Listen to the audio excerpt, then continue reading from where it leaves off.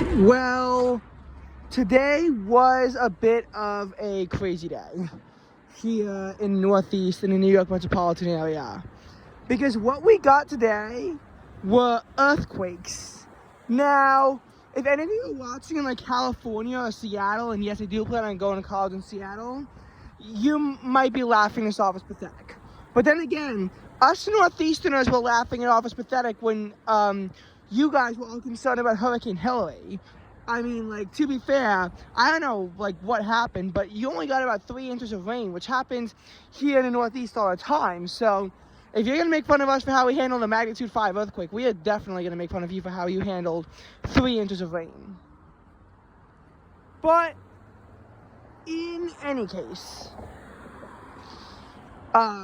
this is what it was like for me as I did live through this earthquake. First of all, a lot of the damage was more concentrated in the city. The earthquake was actually 45 miles to the west of New York City. It was in western New Jersey. And the big aftershock was also in western New Jersey. So, while there was a magnitude 4.8 at its peak, it really only felt more like a magnitude 4 here on the island, but we can't exactly prove it for sure. It was actually very, very interesting what happened. Because at first, we weren't actually sure if it was an earthquake. Because earthquakes don't happen here very often. And usually, I mean, we had an earthquake a few months ago in Queens, but that was a magnitude 1.7 earthquake. So, you won't even feel a magnitude 1.7 earthquake. Like, you literally won't feel it. It's too late to feel. I mean, you can have all these random earthquakes occur, due to random reasons. Like, for example, there was that playoff game, the 2010 wild card round between the Seattle Seahawks and New Orleans Saints in Seattle. And in a big touchdown that occurred during the game, the crowd got so loud it registered a magnitude 2 earthquake. And there was then a magnitude 2.3 earthquake during the Taylor Swift concert, also in Seattle. So those are both a lot more intense than the 1.7 that struck Long Island. Hence why we didn't really feel it. Again, the last time that a significant earthquake was actually felt around the area was when a magnitude 5.8 earthquake struck Virginia back in August 2011. But I don't even really remember it that well. I remember Hurricane Irene, which was like 5 days later, but the earthquake I don't remember. And the thing is that, again, earthquakes really just don't happen around here, which is why at first we didn't know what it was. Basically, the earthquake struck at 10:23 a.m. I'm not sure if it reached us at 10:23 or 10:24, but it doesn't really matter. Basically, at our school, 5th period was just beginning, which for me meant that I had band. It was a Friday. Today's Friday, April 5th, 2024, so there was a lyric share going on. At the exact moment the lyric share ends, that is when the ground begins vibrating. Everyone is confused. Everyone is confused because they don't know, what just happened. It's hard to have a productive rehearsal after an earthquake. I know our band teacher always complains after a rehearsal isn't as productive as he'd like, but I mean, to be fair, in this case, there was literally an earthquake. The odds of having an earthquake occur during a band rehearsal are just so slim. Earthquakes can strike at any time, so there's only a 40-minute window and in a 24-hour day. So already the chances that it would happen during 5th period specifically, they're like, off the bat, they're like 2.7%. And then you factor in, more percentages, and you have to realize what are the chances of an earthquake happening here. They're probably really slim for them to be felt, considering that in the New York metro area, the tri-state area, this is the 4th time we had a magnitude 4.5 earthquake or stronger in like 300 years. So I'd already say that the odds of feeling an earthquake that intense, I mean, like, honestly, in my lifetime, I mean, I guess in my lifetime it wasn't even supposed to be a guarantee. I don't know. It probably was going to happen at some point in my life in New York, but, like, in, like, the 4 years that I'm in high school, that's also highly unlikely. It's also about, like, a 3% chance. So, I mean, the odds are just, like, so low that it would happen the exact way that it did. There's a tiny fault line that runs through the Ramapo Mountains, and that was responsible for the earthquake. Which this earthquake actually really brought attention to that, because eventually people began Googling earthquake, and they find that at first it was thought to be a magnitude 5.5 earthquake. Then it was lowered to 4.8, and then the numbers have ranged between 4.7 and 4.9. That's, like, actually intense, though, for an earthquake. That is, like, legitimately, like, an intense earthquake. I mean, like, anything above a magnitude 3 can be felt. And, like, there was a shake that we felt. Now, fortunately, this earthquake had no casualties, and not really any impacts here. That being said, the Holland Tunnel definitely closed for the earthquake, and I think the Lincoln Tunnel was closed too. They had to issue ground stops at Newark Airport and Kennedy Airport with other flight implications at the airports Baltimore, Teterboro, and LaGuardia. There was other stuff that happened, including an earthquake alert. But even though this isn't a place where tsunami is possible, there wasn't one expected out of this earthquake. Even though, again, this isn't an area where we really could have a tsunami. I guess the earthquake was too weak. So then everyone's day begins to move on, and I honestly almost forgot there was even an earthquake today. But then at 5:59 p.m. in New Jersey, there's a magnitude 4.0 earthquake. First of all, is a magnitude 4.0 earthquake that intense? Well, the answer is no. It's not really that intense. It is 6.3 times weaker than a magnitude 4.8. That being said, I could still feel it, and knowing the earthquake, I was like, did that actually just happen? The chance of having a magnitude 3 or a higher earthquake as an aftershock, as it was only about 35%, but it was only 10% for it to be, in that range. Everything began shaking, and it was confusing because the chances of having that big of an aftershock, like, they weren't good. And that could cause additional damage. Which, considering what happened, I mean, like, I'm not expecting the damage toll to actually be that bad on this one.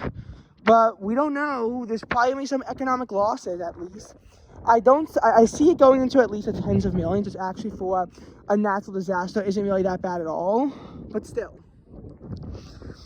And this is where I also want to get into, like, I know that they're nutty conspiracy theories, but theories as to, I've heard about what if the earth is really ending. Because New York just had an earthquake. 3 days later, there's a solar eclipse. That's very weird. At 3:25 p.m., a solar eclipse of about 90% magnitude will be going over Long Island, New York City. It should be sunny for it. It should be 60 degrees, so I'll be outside on a lookout for the eclipse. And then you don't really get an eclipse again until the 2040s. So, again, like, eclipses are rare. Especially solar eclipses. Because you have to consider how many variables, truly go into it. And then what you gotta realize is that, you have this eclipse, but it's just like, what's been going on in New York City recently? I feel like everything in New York City has been, weirder than it has to be. You pretty much have 2 winters in New York that combined have less than 10 inches of snow in Central Park. That's odd. You have Kennedy Airport literally underwater and its wettest day on record, when 8 inches of rain fell in a single day. That's kind of odd. I mean, it's just, it's sort of like, what is happening? I mean, like, honestly,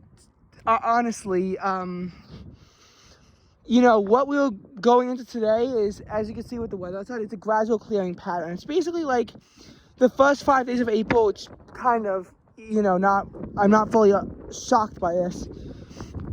We basically have a nice weekend, and then on Monday it begins to become wet and rainy, and then on Tuesday it's wet and rainy, and on Wednesday's miserable. It's in the below 40s like the whole day. And then New York City got its strongest wind gusts and sandy, so that wasn't good.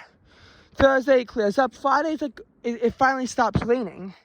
And I remember that, and I remember the New York Metro Weather account actually, which gives weather ratings, they gave Wednesday a shockingly low 0 out of 10, which I thought maybe deserved at least a 1. And then today they gave a 4 out of 10 because there's improvement, but again, today the high is only around 50 degrees. The low temperature did fall into the 30s, so it's not great. And then all of a sudden there's like magnitude 4.8 out of 10 because that's what happened today. Again, I was expecting some stuff out of today, but I was not expecting an earthquake. Now I pretty much have to be scared of an earthquake for the next week because of the aftershock. And you might be thinking, well, you shouldn't be worried about it because the aftershock already happened. But like we saw what the aftershock could do once. I mean, I know the chances are low, like really low. They get a really intense aftershock, but it could still happen. I mean, like there was an earthquake in New Jersey in the first place, so I mean, like anything's possible. And again, there's a lot of really strange coincidences that are happening right now that I just have no explanation for. Like, none whatsoever. But, yeah, today's just been a weird day. Today's just been a weird day. Now, make sure to subscribe to the channel because we're doing a lot of things. First of all, 76ers, you know, and tracking them, their race to the playoffs. Right now, could the 76ers, you know, make the playoffs? They're in good position. Joel Embiid just got back. The Sixers actually have a 3-game winning streak, something that they didn't have since late January when Embiid first went down. I mean, they're 42-35, but they're right now stuck in the number 8 spot because, again, the Eastern Conference is like a bit more competitive than normal. The Western Conference is highly competitive. There's a legit good chance a team finishes 500 and doesn't even qualify for the play-in tournament, let alone the actual playoffs. And obviously the 76ers, they really have to, like, win out at this point. They can only afford to lose, realistically, one single game. And we have to, at this point, hope that the Pacers and Miami Heat lose some games of their own so that we're not stuck, so that we can hopefully get to the 6th seed. But realistically, we're going to be stuck as a playing team, where, of course, lose 2 games and you're not in the playoffs. Now, I think the Sixers should be fine, but realistically, being the number 8 seed and having to play the Boston Celtics, that's a death sentence. So we have to get the number 7 seed if we're stuck in the play-in, and hopefully play a team like the Bucks or the Cavaliers. Where are we going to beat them? It's not guaranteed. It's unlikely. We'll be an underdog, but the Sixers maybe could pull some magic out and have a run. It's literally going to be impossible against the Boston Celtics because Celtics seem to always have Philadelphia's number when it comes to basketball. But I could see it working out in Philly's favor if we get to avoid the Boston Celtics. Hence why this could, again, be a bit of a blessing in disguise if everything works out properly. Now, it will involve running a table, but that's the thing, is that that's what I'm going to be doing. I'm actually going to be, like, making videos about their playoffs as they go. More importantly, today is April 5th, as we discussed with the day of the earthquake. That means on Sunday is April 7th. Did I really want to go to a rally for Israel? Yes, I can't, because there's a swim meet that day that I'm going to be stuck at for like 8 hours. But there is going to be, again, like a huge rally, which if you're in Plainview, I do highly encourage that you go to it. But that also means that I'm going to be making a video, most likely if I have any time whatsoever, I'll be making a video on all of this, how he got to this point, whatnot, and I'm probably going to have to get up early to make it too, considering what time the meet starts.